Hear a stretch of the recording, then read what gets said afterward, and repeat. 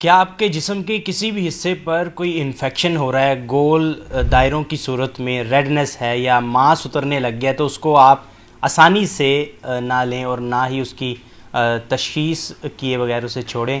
میرے ساتھ ڈاکٹر عاطف شہزاد موجود ہیں جو کہ جنرل ہسپتال میں ایچ او ڈی کے فرائض سر انجام دے رہے ہیں۔ میں آپ کا ہوسٹ طلحہ اشرف ہوں اور آج آپ کو اس ویڈیو میں مکمل معلومات دیں گے کہ فنگل انفیکشن کیا ہوتا ہے، اس کی تشخیص کیسے کی جاتی ہے، اس کی علامات کیا ہیں اور اس سے بچنے کے لیے احتیاطی تدابیر کیا ہیں۔ سر بتائیے گا کہ فنگل انفیکشن ہوتا کیا ہے اور اس کی علامات کیا ہے، کیسے ظاہر ہوتا ہے؟ دیکھیں، پہلے تو میں یہ بتا دوں کہ فنگس ایک جراثیم ہے جو کہ ایک سے دوسرے کو لگ بھی سکتا ہے۔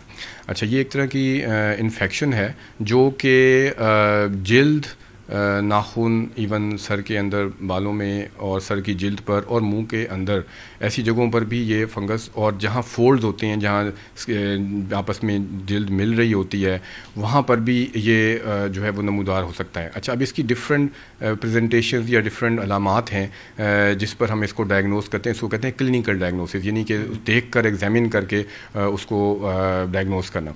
زیادہ تر کیسز میں یہ ایگزامینیشن پہ ڈائگنوز ہو جاتا ہے، لیکن چند کیسز ایسے بھی ہوتے ہیں جہاں ہمیں کبھی ڈاؤٹ ہوتا ہے، یا جہاں پہ اگر کوئی پیشنٹ کو مال ٹریٹمنٹ یا غلط ٹریٹمنٹ ملی ہوتی ہے، اس کی شکل بگڑی یا فرق ہوئی ہوتی ہے، وہاں پہ پھر ہم کچھ ٹیسٹ کے ذریعے بھی اس کے ڈائگنوسس کو کنفرم کرتے ہیں۔ جب بھی عام طور پہ جو کامن اس کی ٹائپس ہے اس کو رنگ ورم کہتے ہیں، یعنی یہ دائروں کی شکل میں ہوگا، جلد کے اوپر ہوگا، اور عام طور پہ اس کی جو دائرے کی جو باہر کی سائڈ ہوگی زیادہ ایکٹیو ہوتی ہے، یعنی اس کے اوپر ریڈنس زیادہ ہوگی، چھلکے سے بھی آ جاتے ہیں، یا بعض دفعہ باریک باریک سے دانے سے اور چھالے سے بھی اس کے اوپر بن جاتے ہیں، اور اس کے اندر ایک خارش بھی ہوتی ہے، بعض دفعہ زیادہ یا بعض دفعہ کم۔ اسی طرح جب یہ فولڈز میں آتا ہے تو اس وقت وہاں پہ میسریشن، یعنی وہاں پہ یہ ایک جگہ کو گلاتا ہے، وہاں پہ زخم کر سکتا ہے۔ اسی طرح سر کے اندر اس میں علامات جو ہیں وہ فرق ہوتی ہیں، ہیئر لاس ہو سکتا ہے، بال وہاں سے گر سکتے ہیں، منہ کے اندر زخم بن سکتے ہیں۔ یہ ڈفرینٹ جگہوں کے حساب سے اس کی ڈفرینٹ علامات ہیں۔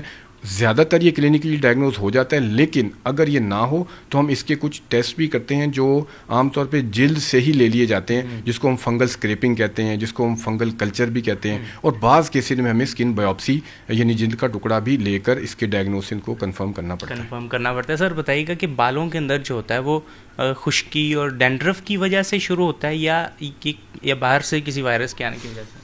دیکھیں، بالوں کا جو فنگس ہے نا وہ ایک ڈفرینٹ چیز ہے۔ خشکی، ڈینڈرف کا بڑھ جانا، اس کو ہم سیبورک ڈرماٹائٹس کہتے ہیں۔ اس کے اندر وہ فنگل انفیکشن تو نہیں ہے، ہاں البتہ اس میں ییسٹ کا رول ہوتا ہے۔ ییسٹ ہمارا نارمل پارٹ بھی ہے باڈی کا، جس کو میلاسیزیا بھی کہتے ہیں، پیٹروسپورم بھی کہتے ہیں۔ تو یہ جو چیز ہے ییسٹ، یہ ڈائریکٹ ہم اس کو فنگس نہیں کہیں گے۔ ہاں، فنگل انفیکشن جو سر کی بالوں کی، سر کی جلد کی ہوتی ہے، وہ عام طور پہ بچوں میں زیادہ کامن ہوتی ہے۔ اس کے اندر سر کے اندر سویلنگز کا بن جانا، گلٹیوں کا بن جانا، اس میں سے پیپ نکلنا، چھوٹے پسچوز جو پیپ والے دانے ہوتے ہیں ان کا بن جانا، اور زخموں کا بن جانا، یہ عام طور پہ سر کی انفیکشن فنگس کی بچوں میں زیادہ ہوتی ہے، یا پھر ایسے پیشنٹس میں جو کہ امیونو کمپرومائزڈ ہوں۔ امیونو کمپرومائز کا مطلب ہے جیسے کوئی کینسر کا پیشنٹ ہے، کوئی HIV ایڈز کا پیشنٹ ہے، کسی کو امیونو سپریسو دوائیاں چل رہی ہیں، ان کے اندر یہ والی انفیکشن جو ہے وہ عام طور پہ سر کے اندر بھی ہو جاتی ہے، لیکن عام جو ایک ہیلدی انڈیویجول ہوتے ہیں، ہیلدی لوگ ہوتے ہیں، ان کے اندر یہ انفیکشن زیادہ تر جلد کے اوپر ہی ہوتی ہے۔ اچھا سر، جب یہ پتہ چل جاتا ہے یہ اس کی تشخیص کیسے کی جاتی ہے؟ علاج کے لیے اس کے لیے کیا کیا ٹائپس ہیں، کیسے اس کو شروع کیا جاتا ہے؟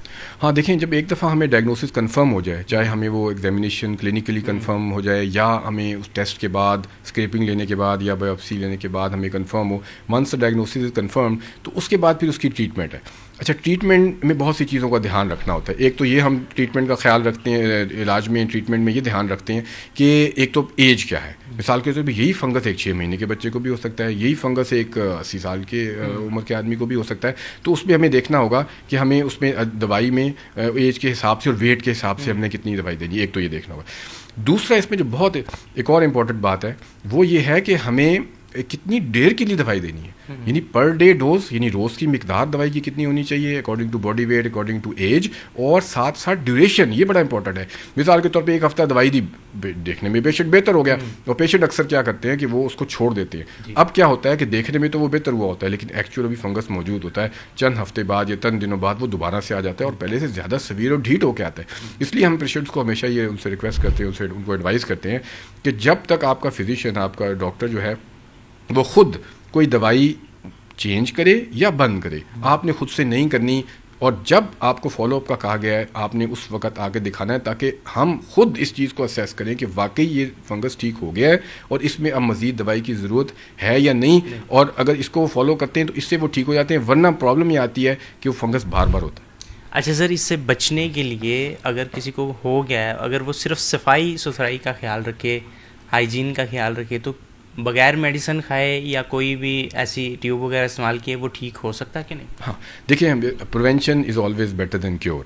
تو احتیاطی تدابیر ہمیشہ بہت ضروری ہیں اور ان سے بہت فائدہ بھی ہوتا ہے. فنگل انفیکشن کیونکہ فنگس کو چاہیے humid, hot, sweet, wet, moist climate.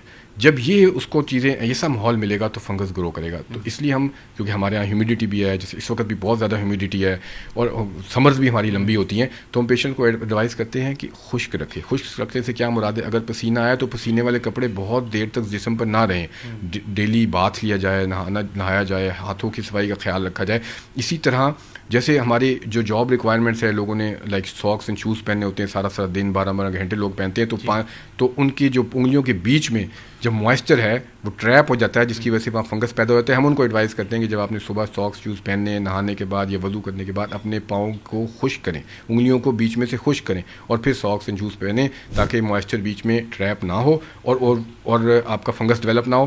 اور اگر انیشیلی شروع میں فنگس ڈیولپ ہو بھی جاتا ہے تو احتیاطی تدابیر تب بھی شروع کر دی جائیں اور ساتھ ساتھ کچھ نہ کچھ اینٹی فنگل ٹریٹمنٹ، چاہے وہ کریم ہو یا کھانے کی شکل میں ہو، وہ بھی دینی ضروری ہوتی ہے. بالکل ٹھیک ہے، آپ نے گفتگو سنی ہے اور مکمل اس کے بارے میں آپ نے جانا ہے کہ فنگل انفیکشن ہوتا کیا ہے، اس کی جو علامات ہیں وہ کیا ہیں، اس کی جو تشخیص اور علاج ہے وہ کیسے کی جاتی ہے، اور سب سے اہم بات یہ ہے کہ احتیاطی تدابیر جو ہیں وہ اپنانے سے آپ کسی بھی بیماری سے بچ سکتے ہیں اور کسی بھی بیماری کو ہونے سے پہلے ہی روک سکتے ہیں. اپنے میزبان طلحہ اشرف کو اجازت دیں. اللہ حافظ.